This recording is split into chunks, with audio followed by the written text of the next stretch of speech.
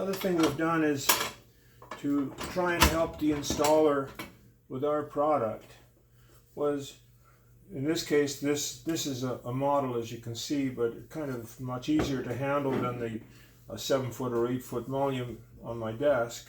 Now, what we've done is we've put a calibrated strip, in this case, if you see it this way, up to 7 feet, and if it's a 8-foot, it's up to 8 feet. And being that our post is provided either 7 or 8 or 10 foot, this post, when it's packaged, the hardware is put into the bottom end of the post. So when you read the box, the label, the instructions and hardware are at the bottom end of the post, and it instructs you to open the end, pull the post out, but you don't have to pull it all out. So if you're cutting the post and it's laying on a sidewalk or someplace, you don't scratch up the surface of it.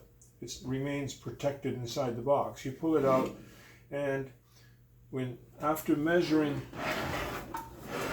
the length of your post from here to the underside of the front nose, you take that dimension, you find it on here, scribe it, square it off, cut off the post, clean it up, paint the end, and then you install the post.